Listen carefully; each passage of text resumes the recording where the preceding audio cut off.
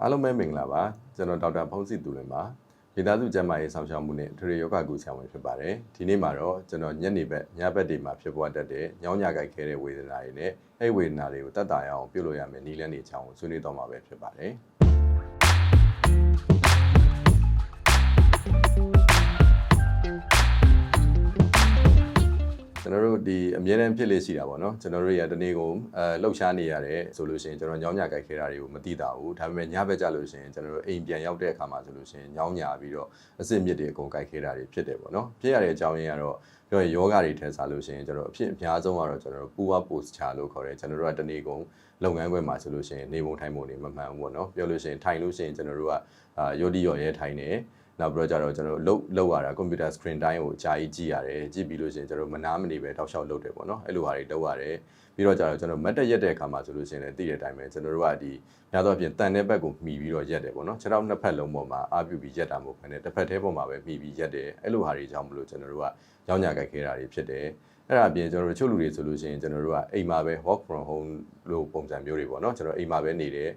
အိမ်ကပဲလှုပ်တယ်လှုပ်ရှားမှုတွေနေတယ်ချို့ဆိုလို့ရှိရင် game ဆော့တာတွေများတယ်ရုပ်ရှင်ကြည့်တာတွေများတယ်အဲ့ရထဲမှာနေတယ်အထိုင်များတယ်အဲ့လိုဆိုလို့ရှိရင်လည်းကျွန်တော်တို့ကသွေးလည်ပတ်မှုတွေမကောင်းဘူးလှုပ်ရှားမှုနေတဲ့အတွက်ကြောင့်သွေးလည်ပတ်မှုမကောင်းတဲ့အတွက်ကြောင့်မလို့ကျွန်တော်တို့ metabolic waste လို့ခေါ်တဲ့ကျွန်တော်ဇီဝအညစ်အကြေးတွေကဒီကြွက်သားတွေအစစ်တွေမှာစုပုံပြီးတော့ကျွန်တော်နာကျင်ကြိုက်ခဲတာတွေဖြစ်တယ်နောက်တစ်ခုကတော့ကျွန်တော်တို့ကဒီမဖြစ်မနေအလုပ်လုပ်ရတယ်ကျွန်တော်ကာယလုပ်တာတွေပေါ့နော်ကျွန်တော်ဝင်ပြီးတယ်အရန်ကိုလုပ်ရတယ်ကြွက်သားတွေခန္ဓာရည်ထက်ကိုပိုပြီးလုပ်ရတဲ့လူတွေမှာဆိုလို့ရှိရင်လည်းကျွန်တော် over use ဆိုပြီးတော့သုံးတာတွေများတဲ့အတွက်ကြောင့်လို့ကြွက်သားတွေပင်ပန်းပြီးတော့ကျွန်တော်တို့နာကျင်ကြိုက်ခဲတာတွေဖြစ်တယ်ပေါ့နော်နောက်ထပ်ကျွန်တော်တို့ကအစားအသောက်နဲ့ပတ်သက်လို့ရှိရင်လည်းကျွန်တော်တို့တကြားတို့မုတ်အချိုးတို့အချိုရည်တို့ပြီးတော့ကျွန်တော်အစီတို့အငံတို့စတာတွေကလည်းကျွန်တော်ခန္ဓာကိုယ်တွင်းမှာကြောင်ရမ်းမှုတွေဖြစ်စေတဲ့အတွက်ကြောင့်မလို့ကျွန်တော်တို့အနေနဲ့ကနာကျင်ကြိုက်ခဲမှုတွေဖြစ်ရတယ်ပေါ့နော်အဲ့တော့နာကျင်ကြိုက်ခဲမှုတွေဖြစ်ရတယ်ဆိုတာကကျွန်တော်တနေ့ကုန်မှာကျွန်တော်တို့ကတခြားအလုပ်တွေလုပ်နေတယ်လူကြီးတွေပြောသလိုပြောရလို့ရှိရင်ကျွန်တော်တို့ကစိတ်ဆောင်နေတယ်ပေါ့နော်အဲ့တော့နာကျင်ကြိုက်ခဲတာတွေကိုမသိဘူးဒါပေမဲ့ညနေကြတဲ့အခါမှာဆိုလို့ရှိရင်ကျွန်တော်တို့ကတနေ့ကုန်လှုပ်ထားတဲ့ဝင်တွေကကျွန်တော်တို့ခန္ဓာကိုယ်ရိုးစစ်တဲ့ပေါ်ပြီးတယ်ပြီးတော့အဲ့လိုနာကျင်ကြိုက်ခဲမှုတွေကအဲ့ကြောင့်မလို့ကျွန်တော်တို့ကကြည်ညနေပိုင်းမှာဆိုလို့ရှိရင်ကျွန်တော်တို့အရန်ကိုဆိုးလာခြင်းဖြစ်ပါတယ်ကျွန်တော်ဒီ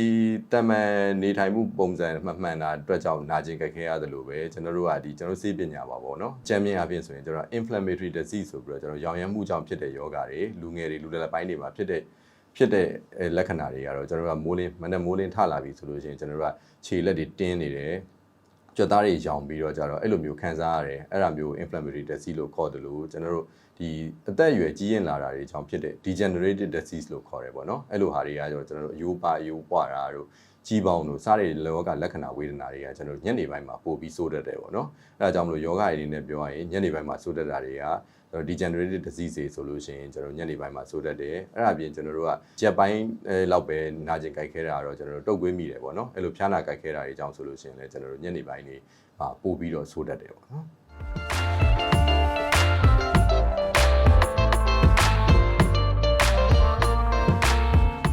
အိမ်ပြန်ရောက်လာပြီဆိုလို့ရှိရင်ကျွန်တော်တို့လေ့ကျင့်ခန်းလုပ်ရမယ်ပေါ့နော်ပင်ပန်းလာတဲ့ဟာကြီးကိုလေ့ကျင့်ခန်းလုပ်ရတယ်အဲ့ဒါကြီးကတစ်မျိုးကြီးဖြစ်နေတယ်ဆိုပေမဲ့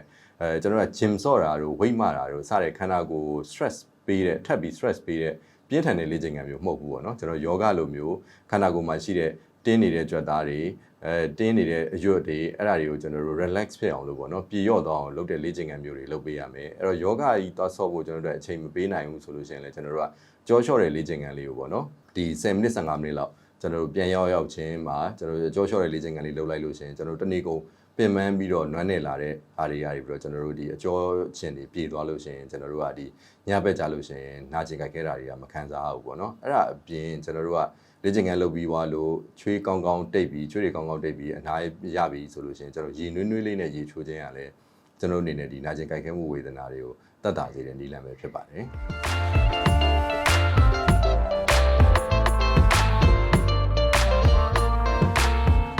်ညနေပိုင်းကကျွန်တော်နေ့လယ်ပိုင်းနဲ့ရှင်လို့ရှင်အပူချိန်ကနေသွားတဲ့အတွက်ကြောင့်မလို့ကျွန်တော်အေးလာတယ်ပေါ့နော်အဲ့ဒါကြောင့်မလို့ကျွန်တော်တို့ကအေးလာတဲ့အတွက်ကောခုနလှုပ်ရှားမှုမရှိတော့တဲ့အတွက်ကြောင့်ရောကျွန်တော်တို့ဒီဇီဝညစ်ကြေးလို့ခေါ်တဲ့ metabolic waste တွေကကောင်းစွာတွေးလည်ပတ်မှုမကောင်းတဲ့အတွက်ကြောင့်မလို့မဆွန့်ပစ်နိုင်တဲ့အတွက်ကြောင့်မလို့ကျွန်တော်ညနေပိုင်းမှာပိုပြီးနာကျင်ရတယ်ပေါ့နော်အဲ့တော့အဲ့လိုဟာတွေမဖြစ်ရအောင်ကျွန်တော်ဘယ်လိုလုပ်မလဲဆိုတော့ကြတော့ကျွန်တော်တို့ကဒီ ဒီနာမလောက်တာတဲ့စားလို့ရှိရင်ကျွန်တော်တို့ဒီအစောပိုင်းမှာပြောသွားတယ်ဖြစ်တဲ့အကြောင်းရင်းတွေကိုမနာခင်တွေကကြိုပြီးတော့ကျွန်တော်တို့ကဆင်ကျင်ရမှာပေါ့နော်ပြောရင်ကျွန်တော်တို့ကဒီပူဝပို့ဆရာမဖြစ်အောင်လို့ကျွန်တော်ထိုင်တဲ့အခါမှာဆိုလို့ရှိရင်ဒီခန္ဓာကိုယ်ခါကိုမမှတ်ထားမယ်မမှတ်ထိုင်မယ်ပြီးတော့ကြတော့ဒီနောက်မီကိုမှီပြီးထိုင်မယ်ပြီးရင်ဒီကျွန်တော်တို့ကဒီကွန်ပျူတာတွေ screen တွေအသုံးပြုရတယ်အာရုံစိုက်ပြီးလုပ်တယ်ဆိုရင်ကျွန်တော်အလုပ်ထဲမှာအာရုံဝင်စားသွားရင်နိုင်နဲ့ချီပြီးတော့ကျွန်တော်ဇက်ထိုက်လုပ်တယ်ပေါ့နော်အဲ့ဒါဆိုခန္ဓာကိုယ်ကြီးကဝင်ပြီးတယ်အဲ့လိုမဖြစ်အောင်ကျွန်တော်သတိထားပြီးတော့ပေါ့နော်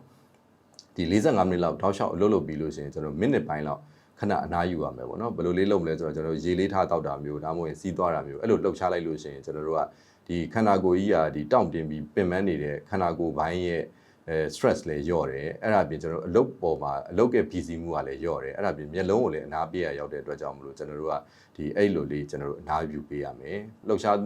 နေတဲ့လူတွေအနေနဲ့ကလည်းကျွန်တော်အိမ်မှာနေရင်တစ်ချိန်လုံးလှဲနေတာမျိုးထိုင်နေတာမျိုးမလုပ်ဘဲနဲ့ကျွန်တော်လမ်းလေးဟိုဒီရှောက်ပေးတာမျိုးအဲ့လိုမျိုးတွေလုပ်ပေးရမယ်ပေါ့နော်ပြီးတော့ကြတော့ကျွန်တော်တို့ဒီမဖြစ်မနေလုပ်ရတဲ့ကာယလုပ်သားတွေပေါ့နော်အဲ့လိုအနေနဲ့ကကြတော့ကျွန်တော်တို့အနေနဲ့စားဝတ်နေရေးအတွက်ကဒီလုပ်ကိုလုပ်နေရတယ်ဒါပေမဲ့အဲ့ဒီအတွက်ကြောင့်မလို့ကျွန်တော်တို့ကဝေဒနာခံစားရတာတွေဖြစ်လာရင်လုပ်တွေရှေ့ဆက်ပြီးလုပ်ဖို့နည်းနည်းခက်ခဲတာရှိတဲ့အတွက်ကြောင့်မလို့ကျွန်တော်တို့ကဒီရေတက်ခန်းချောက်မှုဖြစ်လို့ရှိရင်ကျွန်တော်တို့ဒီကြွက်သားတွေကနာတာပိုဆိုးတယ်ပေါ့နော်အဲ့တော့ကြတော့ကျွန်တော်ချွေးထွက်များတာပြီးတော့ဓာတ်စားဆုံးရှုံးမှုရေဆုံးရှုံးမှုမဖြစ်အောင်လို့ကျွန်တော်အနေနဲ့ရေကိုလုံလောက်ချွေးထွက်တဲ့လောက်ကိုလုံလောက်ပြန်တောက်မယ်ပြီးရင်တက်နိုင်တဲ့လောက်ပေါ့နော်ကျွန်တော်နေပူထဲမှာမလုပ်ဘဲနဲ့အရေးရတဲ့နေရာမျိုးမှာလုပ်မယ်ပြီးတော့ကြတော့ကျွန်တော်အနေနဲ့ကဒီအချိန်ဘယ်အချိန်တိုင်းတာတစ်ခုတည်းလုပ်ပြီးသွားလို့ရှိရင်အနားယူချိန်လေးပေးဖို့အတွက်ကိုကျွန်တော်အလုပ်ကြီးကျက်တဲ့လူတွေရတယ်ပြီးတော့ကျွန်တော်တို့စီစဉ်လမ်းညွှန်မှုပေးလို့ရှိရင်ကျွန်တော်အနေနဲ့ကအများကြီးကြိုးရှိတယ်ပေါ့နော်ကြုံလုံးပြောရတာကတော့ကျွန်တော်အနေနဲ့ကအစားအသောက်ပေါ့နော်ကျွန်တော်ရှေ့မှာဆွေးနွေးသွားသလိုပဲကျွန်တော်တို့ကအချိုတွေကြိုက်တယ်အချိုရည်တွေကြိုက်တယ်ရေငတ်ပြီဆိုလို့ရှိရင်ကျွန်တော်တို့ကအလွယ်ပဲရေမတောက်ဘူးကျွန်တော်အချိုရည်တောက်လိုက်ကြတယ်နောက်ပြီးတော့ကျတော့အငံတွေကြိုက်တယ်စားတို့အချိုမှုန့်တို့ငံပြာရည်တို့အဲ့ဒါအပြင်ကိုအစီတွေလည်းစားကြတယ်ပေါ့နော်အဲ့တော့အဲ့အစာတွေအကုန်လုံးကကျွန်တော်တို့ခန္ဓာကိုယ်အတွင်းမှာရောင်ရမ်းမှုတွေကိုဖြစ်စေတယ်များစေတယ်ရေရှည်စားတောက်လို့ရှိရင်ကျွန်တော်တို့ကသွေးတိုးတို့စီးကြိုတို့နှလုံးရောဂါတို့ကြောက်ကအားနေတဲ့ဝေဒနာတွေပါဖြစ်လာနိုင်တယ်ပေါ့နော်ရေတိုမှာကျွန်တော်တို့ဘာဖြစ်လဲဆိုတော့အခုကျွန်တော်တို့ဒီစေကန်တွေစေယုံတွေကိုအလာများကြတယ်လက်တွေတင်းလာတယ်ဆုပ်လို့ကင်လို့မကောင်းဘူးနောက်ပြီးတော့အစစ်တွေနာတယ်လှုပ်ရှားလို့မကောင်းဘူးမျက်နှာကြီးအန်းတယ်ခြေထောက်တွေရောင်တယ်ပေါ့နော်အဲ့တော့ကျွန်တော်တို့က medical check up တွေလုပ်တယ်ဆရာဝန်နဲ့ပြတယ်စစ်ဆေးလိုက်တော့လေပြောရရင်ဒီလေးဘက်နာလိုမျိုးယောဂကြီးကြီးမားမားလည်းမရှိပါပဲနဲ့အဲ့လိုတွေခံစားနေရတယ်ပေါ့နော်ဘာလို့အဲ့လိုတွေဖြစ်ရလဲဆိုတော့ကျွန်တော်ခုနပြောသွားတဲ့အချိုတွေအစီတွေအငံတွေစားတာများလို့ပေါ့နော်အဲ့ဒါတွေဆင်ကျင်လိုက်လို့ရှိရင်ကျွန်တော်တို့နေရောင်ရမ်းတွေညောင်းညံ့ရာတွေကြိုက်ခဲတာတွေလည်းတက်တာသွားမယ်ပြီးရင်နောက်တက်ကကျွန်တော်စိတ်ပီစီမှုတွေပေါ့ကျွန်တော်အချင်းတွေရဲ့အကြောင်းဖိစီးမှုတွေများလာတဲ့အခါမှာဆိုရင်ကျွန်တော်တို့ခန္ဓာကိုယ်ကဓာတ်တိုးခြင်းဆိုတဲ့ oxidation တွေဖြစ်တယ်ပြီးတော့ကြောင့် inflammation ဆိုတဲ့ရောင်ရမ်းမှုတွေကိုအားပေးတဲ့အတွက်ကြောင့်မလို့ကျွန်တော်တို့ခန္ဓာကိုယ်ကြီးကအညောင်းညာကြိုက်ခဲတာတွေဖြစ်တယ်ပေါ့နော်အဲဒါကြောင့်မလို့ကျွန်တော်စိတ်ပီစီးမှုကိုလည်းနီလန်မှန်ကန်တဲ့နီလန်တွေသုံးပြီးတော့ကျွန်တော်အနေနဲ့ဖြည့်ရှင်းရမယ်ပေါ့နော်ဒီနေ့မှာမှန်ကန်တဲ့နီလန်လို့ပြောတာကကျွန်တော်စိတ်ပီစီးတယ်ခုနလိုကျွန်တော်ကာယလုပ်သားတွေအနေနဲ့ပင်ပန်းပြီးတော့ကျတော့ညောင်းညာကြိုက်ခဲလို့ရှိရင်ကျွန်တော်တို့ကလောက်ကပြန်မှာကျွန်တော်တို့ကဒီစိုင်ဝင်ပြီးတစ်ခွက်တက်ပလာတောက်တက်ကြတာပေါ့နော်အဲ့တော့တစ်ခွက်တက်ပလားဆိုတာတော့တစ်ခွက်ဆိုတာလောက်ကပြဿနာမရှိဘူးဆိုပေမဲ့တက်ပလားလောက်ပေါ့နော်ပမာဏများသွားတဲ့အခါမှာဆိုလို့ရှိရင်ကျွန်တော်တို့ကအသေးပါဝင်ခန္ဓာကိုယ်တစ်ခုလုံးပျက်စီးစေတယ်ပေါ့နော်အဲ့တော့ကျွန်တော်ပြောရင်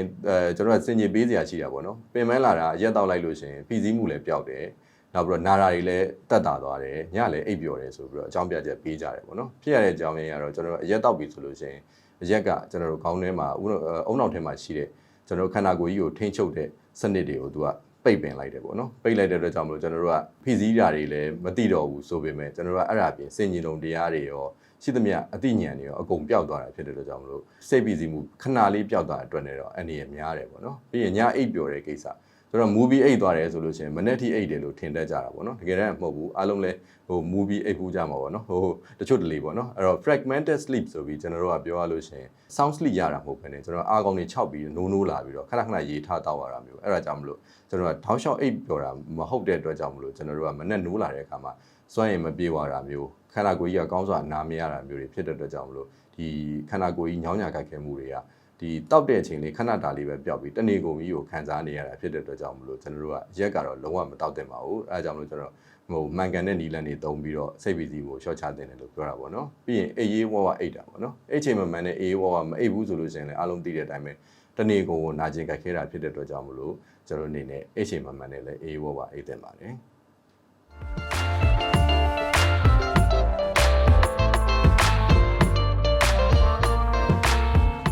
ကျွန်တော်တို့ကခန္ဓာကိုယ်ညောင်းညာကြိုက်ခဲတယ်နာကျင်ပြီဆိုလို့ရှိရင်ကျွန်တော်တို့ကဒီ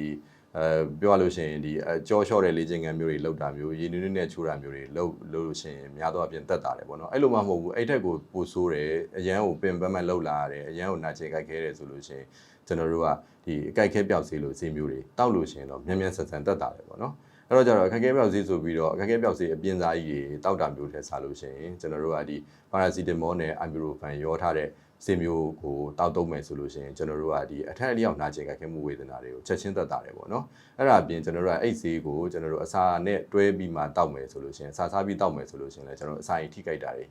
ရော့နေစေတယ်ပေါ့နော်အဲ့တော့ဒါပေမဲ့တစ်ခုလေးရှိတာကျွန်တော်တို့ကဆေးတောက်မယ်ဆိုလို့ရှိရင်တော့ကျွန်တော်တို့ဒီအစာရင်ဆိုးဆိုးဝါးဝါရောင်ရမ်းမှုရှိနေတာမျိုးတွေနောက်ပြီးတော့ကြတော့ကျွန်တော်တို့ဒီကြောက်ကက်အားနေတာတိတာတဲ့ကြောက်ကက်အားနေမှုဖြစ်နေတာမျိုးတွေပန်းနိုင်ကျက်ယောဂထနေတာမျိုးတွေအခြေအနေဆိုရင်တော့ကျွန်တော်တို့ဆရာဝန်နဲ့တိုင်ပင်ပြီးမှတောက်သုံးသင့်ပါတယ်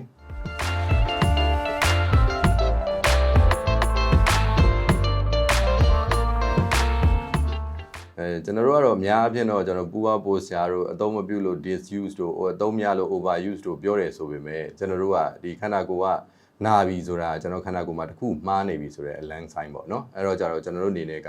ဘာဖြစ်လို့ဖြစ်ရလဲဆိုတဲ့ဟာကိုကျွန်တော်တို့ကစမ်းစစ်တင်တယ်ပေါ့နော်အဲ့လိုမျိုးကျွန်တော်တို့ကဒီခန္ဓာကိုယ်ကိုပူဝါပိုဆရာမဖြစ်အောင်လဲကျွန်တော်တို့ဒီခုနကျွန်တော်ပြောသွားတဲ့နီလန်းတွေအတိုင်းခန္ဓာကိုယ်မမှတ်နေတာတို့အဲ့လိုနီလန်းတွေသုံးတယ်နောက်ပြီးတော့ကျတော့ဒီအကျော်လျှော့လေးခြင်းကန်တွေလုပ်တယ်နောက်အစားအသောက်တွေဆင်ကျင်တယ်အေးဘောကအေးရသားတွေကိုကျွန်တော်တို့ကဒီရက်သက်တစ်ပတ်နဲ့ချီပြီးနာကျင်ကြိုက်ခဲမှုတွေကမတက်တာဘူးဆိုလို့ရှိရင်ကျွန်တော်တို့ဆရာဝန်နဲ့ပြသတင်တယ်အဲ့ဒါအပြင်ကိုကျွန်တော်တို့ခံစားရတဲ့နာကျင်ကြိုက်ခဲမှုကတက်ရက်လွန်ပေါ့နော်ရန်ကိုနာကျင်ကြိုက်ခဲတယ်ဆိုလို့ရှိရင်ဆရာဝန်နဲ့ပြရမယ်ပြီးတော့ကျွန်တော်တို့နေနာတာကိုကျွန်တော်ဆေးတောက်တယ်တောက်တဲ့အခါမှာတက်တာသွားတယ်အဲ့လိုမျိုးမှမဟုတ်ဘဲနဲ့ဆေးတောက်ရင်တော့မတက်တာတဲ့ဟာမျိုးတွေမှာဆိုလဲပြသတင်တယ်ပြီးတော့ဆေးတောက်နေရတဲ့ဆေးကို10ရက်အဲ့လိုမျိုးပေါ့နော်ရတရပတ်နဲ့ချီပြီးတောက်နေရလောက်အောင်နားတယ်ဆိုလို့ရှိရင်လည်းကျွန်တော်တို့ကပြသရမယ်ပေါ့နော်အဲ့တော့နာတာတစ်ခုတည်းမဟုတ်ဘူးကျွန်တော်တို့တခြားယောဂလက္ခဏာတွေဖြစ်တဲ့ကျွန်တော်ခန္ဓာကိုယ်ဖျားလာတယ်ကိုယ်လေးချိန်တွေကျသွားတယ်ခန္ဓာကိုယ်မှာหนีခွက်တွေထွက်လာတယ်ထုံနာကျင်တာတွေနဲ့တွဲတယ်ဆိုလို့ရှိရင်လည်းကျွန်တော်တို့ကဆရာဝန်ကိုချက်ချင်းပြရမယ်နောက်ထပ်အရေးကြီးတဲ့တစ်ချက်ကတော့ပေါ့နော်ကျွန်တော်တို့ကဒီ night time pain ဆိုပြီးတော့ကျွန်တော်ညနေဘက်ညဘက်တွေနာတာကိုပြောနေသလိုပဲအဲ့လိုမဟုတ်ဘဲနဲ့ကျွန်တော်တို့ကအိတ်သွားပြီးတော့ကျွန်တော်တို့ကနာလုံးအားကြီးလို့ဆိုပြီးတော့အိတ်ရာတွေနိုးလောက်အောင်နာတဲ့ဟာမျိုးပေါ့နော်အဲ့လိုမျိုးလက္ခဏာမျိုးဖြစ်တယ်ဆိုရင်တော့ဆရာဝန်ပြသဖို့မနှောင့်နှေးပဲနဲ့ချက်ချင်းကိုပြသတင်ပါတယ်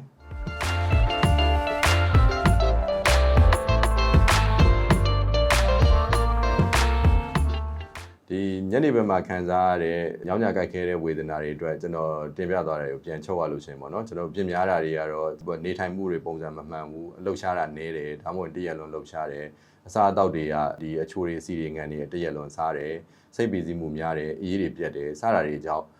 ဖြစ်ရတဲ့အကြောင်းရင်းတွေပဲပေါ့နော်အဲ့တော့အဲ့ဒီဟာတွေကိုကျွန်တော်တို့အနေနဲ့က